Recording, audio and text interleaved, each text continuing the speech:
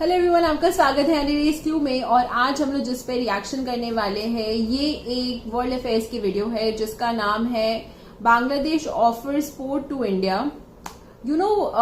Bangladesh and India के बीच में एक आइलैंड को लेके जो सबसे एक बहुत ज्यादा जिसपे डिस्प्यूट था जिसका नाम था द न्यू मोर्स आइलैंड। मैंने ऑलरेडी एक वीडियो बनाई थी regarding the New Moore Island. अगर आप लोग चाहते हो वो वीडियो देखना तो मैं अपने डिस्क्रिप्शन बॉक्स में मैं उसका लिंक डाल दूंगी, जहां पे मैंने उसको एक्सप्लेन करा है कि एक्चुअली में जो न्यू मोर्स आइलैंड था उसके पीछे की क्या हिस्ट्री थी एंड इतनी लंबी लड़ाई लड़ी गई थी टू गेट, मतलब किसके अंडर में न्यू मोर्स आइलैंड आएगा। बहुत लंबी लड़ाई थी, बहुत ही लंबे टाइम के लिए उसके पीछे मतलब कोई आर्मी भेजना एंड ऑल कि अपने टेरिटरी में आएगा या फिर दूसरे की टेरिटरी में आएगा। उसके पीछे एक बहुत ही अलग ही डिस्प्यूट चला। फाइनली जाके वो जो आइलैंड था वो बे ऑफ बंगाल में समर्ज हो गया, तो वो किसी के अंडर में आया नहीं, but still it is a conflict कि वो किसके अंडर में आएगा। तो ये बांग्लादेश एंड इंडिया के बीच में ये एक बहुत बड़ा डिस्प्यूट है, बहुत ही लंबे टाइम का डिस्प्यूट है जो आई थिंक अभी तक रिजॉल्व नहीं हुआ है कि न्यू मोर्स आइलैंड किसके अंडर में आएगा। तो मैंने उसके रिगार्डिंग एक वीडियो बनाई है ऑलरेडी, जहां पे मैंने उसकी पूरी डिस्प्यूट के बारे में मैंने एक्सप्लेन करा है। तो अगर आप चाहते हो वो वीडियो देखना तो मैं डिस्क्रिप्शन लिंक में मैं डाल दूंगी। If you can just watch it and you can able to understand कि एक्चुअली के पीछे की वो लड़ाई किस वजह से थी। अ पार्ट ऑफ दैट आज हम लोग जिस पे रिएक्शन करने वाले हैं वी विल फाइंड आउट कि बांग्लादेश ने जो ऑफर करा है चिटागोंग पोर्ट, तो उसके पीछे की क्या रीजन है, उसके पीछे का क्या, मे बी ये भी हो सकता है कि कुछ ट्रेड इम्पोजिशन ज्यादा हो बांग्लादेश और इंडिया के बीच में, और भी बहुत सारे रीजंस हो सकते हैं। तो हम लोग इस वीडियो में फाइंड आउट करते हैं। तो वीडियो स्टार्ट करने से पहले प्लीज गाइस लाइक करो, सब्सक्राइब करो और आप मुझे कमेंट सेक्शन पे लिख के जरूर बताओ कि आप लोगों को मेरा रिएक्शन कैसा लगा। तो इसके साथ वीडियो को स्टार्ट करते हैं। नमस्कार and I welcome you to world affairs. I'm Prashant Dhawan. Now recently आप सब लोगों ने आर्टिकल्स पढ़े होंगे कि बांग्लादेश ने ऑफर कर दिया इंडिया को चिटागोंग पोर्ट। यहाँ पर आप देख पाओगे Bangladesh offers Chittagong port for use to India. Now ये ऑफर बांग्लादेश ने क्यों दिया है, क्योंकि वैसे मैं आपको ये बता दूं चिटागोंग पोर्ट बहुत ही ज्यादा इंपॉर्टेंट है बांग्लादेश के लिए। बताया जाता है कि इनका 70% इंपोर्ट एक्सपोर्ट इसी पोर्ट के जरिए देखा जाता है। तो इस पोर्ट का एक्सेस सडनली ये क्यों दे रहे हैं इंडिया को, इसके पीछे रीजन क्या है, यूएस सैंक्शंस का यहाँ पर क्या रोल है, बहुत कुछ यहाँ पे आपको जानने को मिलेगा।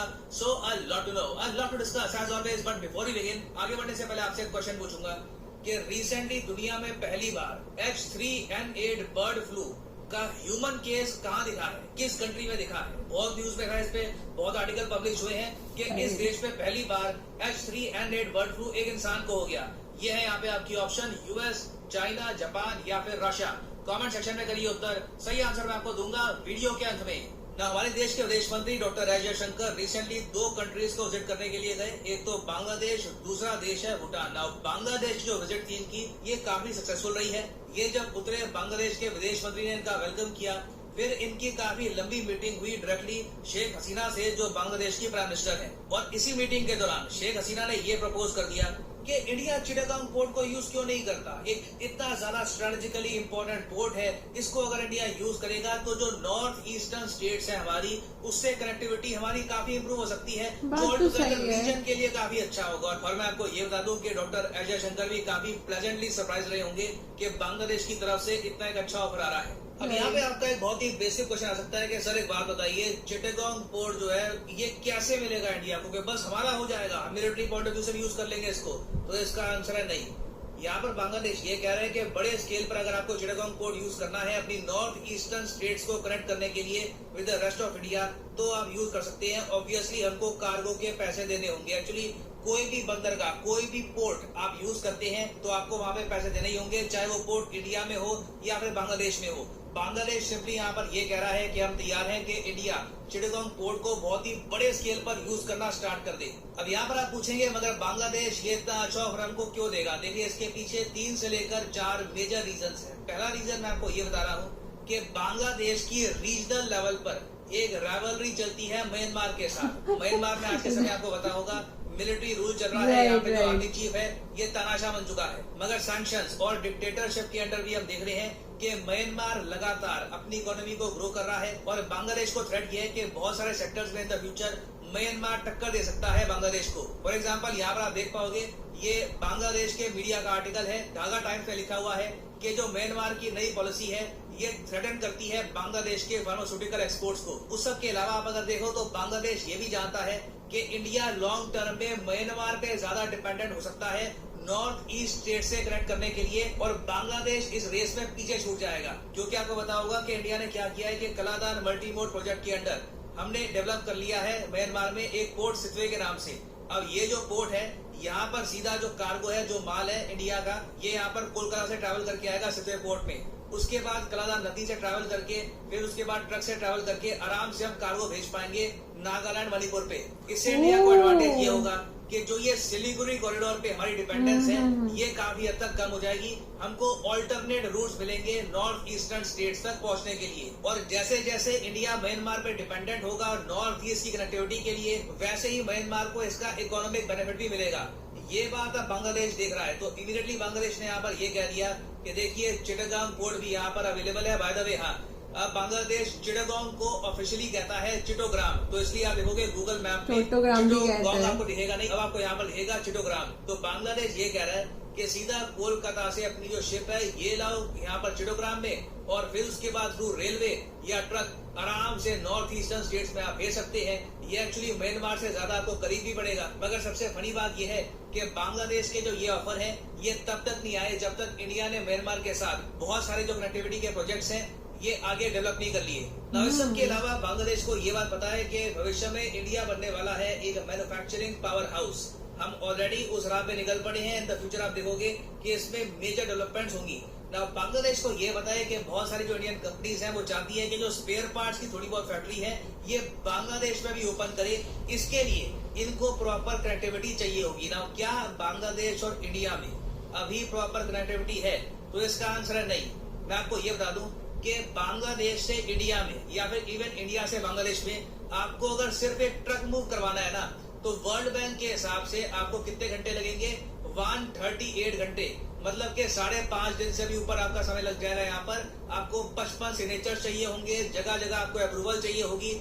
बहुत ही लंबा प्रोसेस है। एक बार को मैं आपको ये बता दूं, यूएई, सऊदी अरेबिया या फिर इवन कई यूरोपियन कंट्रीज को एक्सपोर्ट करना आसान है आज के समय कंपेयर टू बांग्लादेश। तो इवन दो इंडिया और बांग्लादेश के बीच में आज के समय कुछ ट्रेन चलती है, मगर ज्यादातर जो ये ट्रेन है पैसेंजर्स के लिए है। जो फ्लाइट ट्रेन है, माल ढोने वाली ट्रेन, ये सिर्फ 2 है। ओवरऑल इंडिया बांग्लादेश की कनेक्टिविटी जो हो सकती है उतनी अभी तक नहीं हुई है। तो ये देखते हुए भी शेख हसीना ने ये कहा है कि चिटागांग पोर्ट का आप यूज कर लीजिए। इससे ऑल टुगेदर बांग्लादेश की मार्केट में एक्सेस करने में भी आपको आसानी होगी। ये रोड का जो यहाँ पर रूट है उससे भी आसान रास्ता है ना। फिर बात आती है अमेरिकन सैंक्शंस की। अब यहाँ पर आप कहोगे वेट, बांग्लादेश पर अमेरिकन सैंक्शंस और ये लोग इंडिया की हेल्प चाहते हैं? तो इसका आंसर है हाँ बिल्कुल। यहाँ पर आप देख पाओगे द डेली स्टार, बांग्लादेश का मीडिया आउटलेट है, ये लोग यहाँ पर कह रहे हैं कि इंडिया ने डिक्लाइन कर दिया कोई भी comment on Momen seeking help with राब सैंक्शंस। मोमेन बांग्लादेश के विदेश मंत्री हैं। इन्होंने अजय शंकर साहब को ये कह दिया कि देखिए अमेरिका ने सैंक्शन लगा रखी है, आपकी अमेरिका से वैसी काफी बातचीत होती है, हम पर सैंक्शन हटवा दो। अजय शंकर साहब ने ना यस कहा ना नो कहा कि वी विल सी, देखते हैं अभी इसमें होता क्या है। अब यहाँ पर आप कहोगे वेट, बांग्लादेश पर अमेरिकन सैंक्शंस कब लगे? देखो एक टाइम पर बांग्लादेश में बहुत ज्यादा क्राइम हो गया था, यहाँ पर स्मगलिंग काफी बढ़ गई थी। तो प्राइम मिनिस्टर ऑफ बांग्लादेश ने सीधा अपने अंडर एक स्पेशल टाइप की बटालियन बनाई जहां पे उन्होंने आर्मी के सोल्जर्स को उतार दिया देश में क्राइम कम करने के लिए। इस बटालियन का नाम है RAB, मतलब कि rapid action battalion. Now USA ने बांग्लादेश पर सैंक्शंस इसलिए लगाए हैं क्योंकि यूएस मानता है कि बांग्लादेश की करंट गवर्नमेंट जो RAB है इसका गलत यूज कर रही है। जो भी बांग्लादेश की करंट गवर्नमेंट के अगेंस्ट बोलता है उसके खिलाफ एक्शन लिया जाता है थ्रू दी RAB, और काफी बार ह्यूमन राइट्स वायलेशन भी किए हैं इस RAB ने। इसलिए यूएसए ने इस बांग्लादेश की नई बटालियन की वजह से बांग्लादेश पे लगा दिए सैंक्शंस, और बांग्लादेश चाहता है कि जल्दी से जल्दी ये सैंक्शंस रिमूव कर दिए जाएं। तो यहाँ पर आप समझ सकते हैं कि इंडिया और बांग्लादेश के बीच में जो रिलेशंस हैं वहां पर क्या प्रॉब्लम्स हैं, क्या अपॉर्चुनिटीज है। ऐसा नहीं है कि बांग्लादेश बस फिदा हो गया जयशंकर साहब की इंग्लिश पर और उन्होंने कहा कि सर आपने जैसे यूएसए को जवाब दिया था ना, टू गुड चिटागांग पोर्ट आपका, ऐसा कुछ नहीं हुआ। बांग्लादेश को भी कुछ चाहिए, उसके बदले में वो हमको कुछ ऑफर कर रहे हैं। देखना ये होगा कि इंडिया ये ऑफर पिकअप करता है या नहीं करता। ऑब्वियसली ये हम ऑफर लेंगे तो कहीं ना कहीं बांग्लादेश की हेल्प भी करनी पड़ेगी सैंक्शंस के मामले में, और जगह भी कनेक्टिविटी के मामले में भी। तो ऑब्वियसली इंडिया इस ऑफर को जांचेगा परखेगा, फिर हम सोचेंगे कि हमको यहाँ पर ये पोर्ट यूज करना चाहिए या फिर नहीं।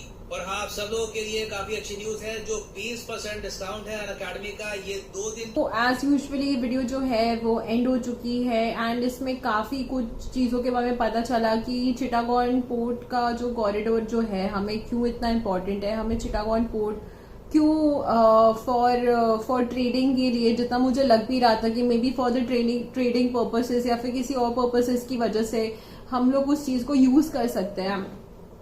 एंड स्पेशली अभी जो पोर्ट जो अभी कॉरिडोर जो भी नया बना है म्यांमार के साइड से, जो ताकि नॉर्थ ईस्टर्न रीजन के साथ वो कनेक्ट कर सके, तो ये काफी अच्छा आई थिंक ये अपॉर्चुनिटी है to develop a north east states also, because north east states जो है कहीं ना कहीं मतलब ये है कि वहां पे मतलब नॉर्मल रोड्स एंड जो एयरपोर्ट्स वगैरह है वो बहुत ही दूर के डिस्टेंस पे जाके, मतलब आपकी जो कनेक्टिविटी है वो बहुत ही कम है। अगर आपको मतलब like if you have to take for a flight also या फिर कोई हाईवे लेना हो तो उसके लिए बहुत ही लंबा ट्रैवल करना पड़ता है। Like I have my friends जो कि नॉर्थ ईस्ट से बिलोंग करते हैं एंड जब वो लोग ट्रैवल करते हैं बैक एंड फोर्थ तो उनके लिए बहुत ही डिफिकल्ट होता है, बिकॉज दे से दैट कि जो एयरपोर्ट है it is very far from their house. मतलब कोई मतलब डोमेस्टिक फ्लाइट्स के लिए भी तो वो तो और भी मतलब आप अपने घर से कितने दूर तो ट्रैवल कर पाओगे।